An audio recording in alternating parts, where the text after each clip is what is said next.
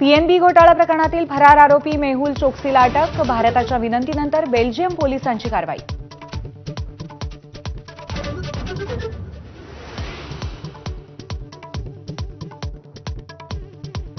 नागपुरामध्ये चारित्र्याच्या संशयातून doctor पत्नीची doctor पतीकडून हत्या. आरोपी पती आणि दिरालाही अटक.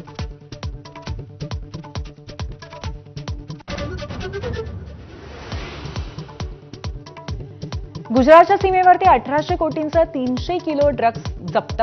तटरक्षक दल आणि गुजरात एटीएसची कारवाई. ड्रग मेथॅम्फेटामाइन असण्याची शक्यता.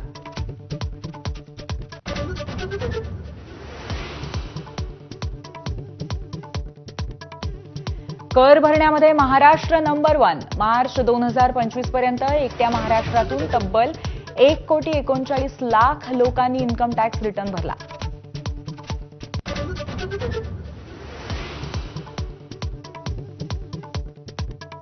रायगडचे पालकमंत्री आपणच होणार. अमित शहांच्या भेटीनंतर एकनाथ शिंदेंनी तातडीने मुंबईला बोलावल्यानंतर भरत गोगावलेंची प्रतिक्रिया.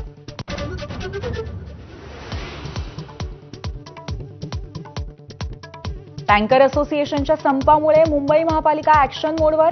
आपत्कालीन व्यवस्थापन कायदा 2005 लागू. बीएमसी विहिरी आणि बोरवेल्स ताब्यात घेणार.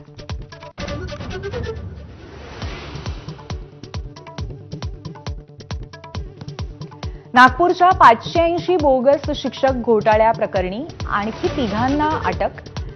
शिक्षण उपसंचालक, उपनिरीक्षक आणि लिपिकाला बेड्या. महाराष्ट्रामध्ये 2 दिवसांमध्ये अवकाळी पाऊस. हवामान विभागाचा इशारा, तर अनेक ठिकाणी गारपिटीचा तडाखा बसण्याचाही अंदाज.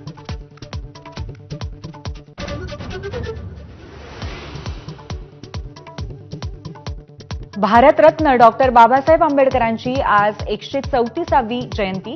राज्यभरामध्ये विविध कार्यक्रम, तर अभिवादनासाठी भीम अनुयायी चैत्यभूमी आणि दीक्षाभूमीवर दाखल. सुप्रिया सुळेंकडूनही अभिवादन.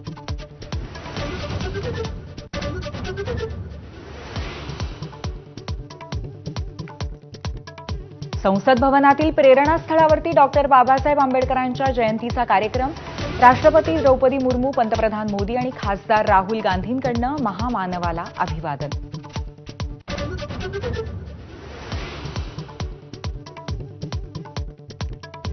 चपळ क्षेत्ररक्षणाच्या जोरावर मुंबई इंडियन्सचा दिल्लीवरती 12 धावांनी रोमहर्षक विजय. शेवटच्या 3 चेंडूंवरती 3 फलंदाज सलग धावबाद. Headlines brought to you by Chitale बंधू.